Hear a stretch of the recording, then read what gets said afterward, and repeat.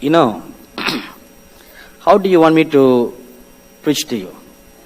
Sugar-coated message or naked as it is?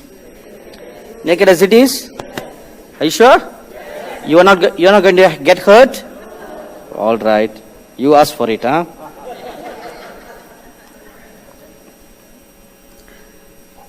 I say this with great love.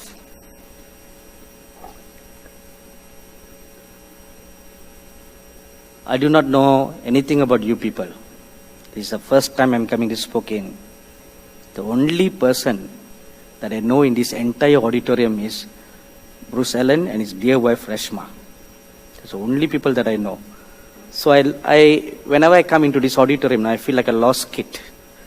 Just lost kid standing there in one corner. That's what I did last night. Standing there in one corner, didn't know where to go. Now, that's not the issue. The issue is this. When I was here during the worship last night, I sincerely prayed and asked the Lord, Lord Jesus, in this conference, what do you intend to do? So, the Lord showed me the people who are gathered here in this conference. Good people, good heart. You desire to know, but you are not a practitioner. It is one thing to desire, but it is another thing to be a practitioner. You must be a practitioner to enter into the next move of God. You cannot be just someone who desires, I like to hear this, I like to hear that. I'll go to this conference, I'll go to that conference. Oh, that's a good word. And then you take it and you go home. Then you end up like the seed that fell by the roadside. They received the seed, but it fell on the roadside. It did not fall on good ground. You should not be like that. Neither should be like the people where the seed fell on stony ground. And neither should you also be like the people where the seed fell on thorny grounds, thorns. You should be like the people where the seed will fall on good ground. When it falls on good ground, it matures, it grows, and it brings forth more fruit. How are you? Why are you here? Is it just to hear? Oh, that's a good word. You clap your hands. You feel that your vacation was fruitful. You feel that the time spent is good. Is that why you're here? I'm sure you're not here for that purpose. If you're not here for that purpose, then we should not fall to the second category. The second category is, oh, it's okay, but I don't think it's for me. If it is not for me, if it is not for you, God would not have made all His gifts and graces freely available for everybody. It's for everybody, not for one or for two, or not for the elite. It's for everybody. Years ago, before I started walking in the realm of the Spirit, and before my spiritual eyes were opened, I greatly thirsted and desired to have my spiritual eyes opened.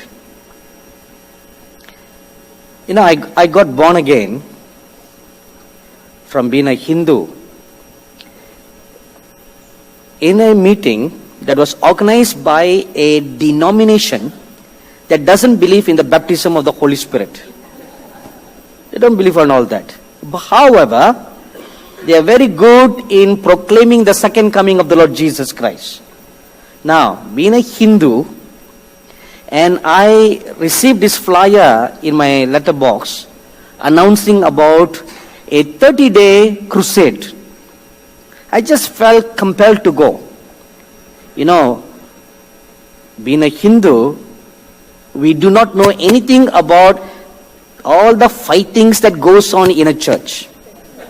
Whether my denomination is right, your denomination right, we don't know anything all this, no? We only know one thing. There is a God called Jesus Christ. And the Christians go to a church. That's all we know, being an outsider. So, I went to this meeting. It was in an auditorium, something like this, And I was seated right up on the balcony, hearing the message. And when the preacher, an American man, gave an altar call, deep down in my spirit, I heard a voice. This is the true God. Go and follow him. Real voice, real audible voice coming from deep inside me. This is the true God. Go and follow him. So I thought in my mind, what about all the gods that we have been worshipping all this while? The Hindus worship 330 million gods, Don't ask me how they counted. Somehow they got it all figured. So, and every Hindu, a good, pious Hindu, will worship at least a dozen gods in their houses. We have a small altar in our house, and we keep the pictures of all the gods. There will be one patron god. He's like the guardian of the family. And then with all the other gods. So in our house, we worship about a dozen gods. And here I'm in this meeting, and I'm hearing this voice. This is the true God. Go and follow him. So there was a battle inside me. So what about all my other gods? What about them? So I just sat, But the voice kept on speaking. Each time it stopped, it will continue. Each time it stopped, it continues. The only thing was, it was getting louder and louder and louder. This is the true God. Go and follow him. I didn't know what to do, what to make of it, So I just sat on the seat.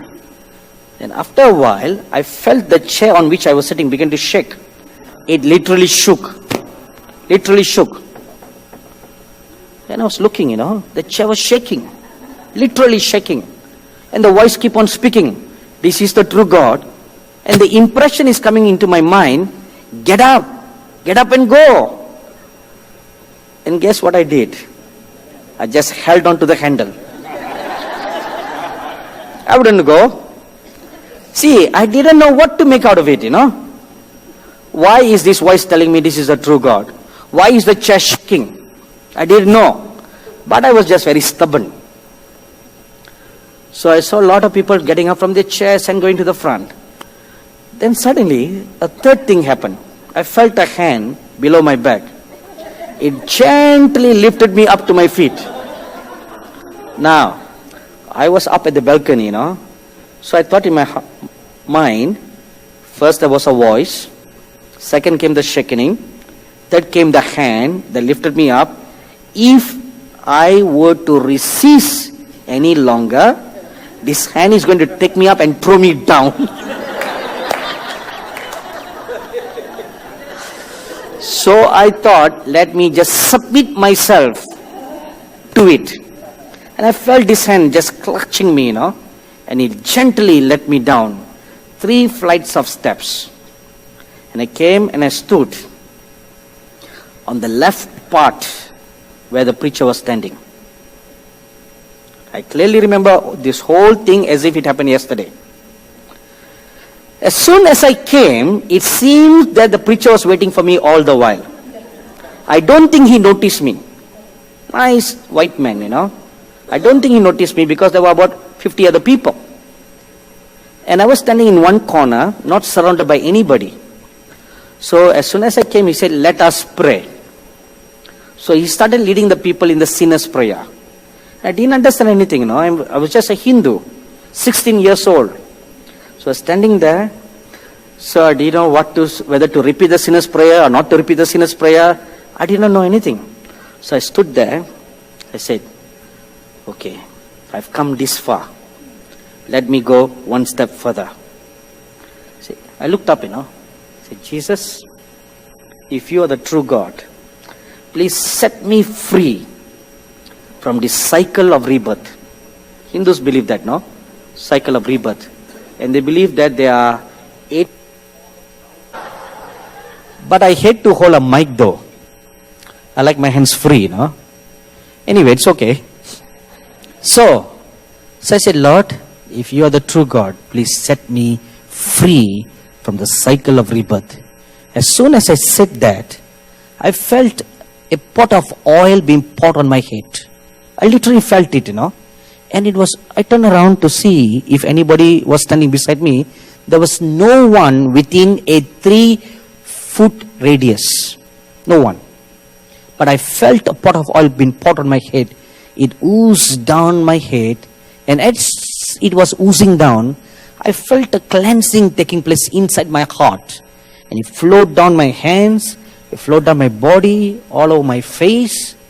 And it reached my legs. And when it reached the toes, and when it left, I felt all my sins forgiven me. And a great peace that I cannot explain come and fill my heart.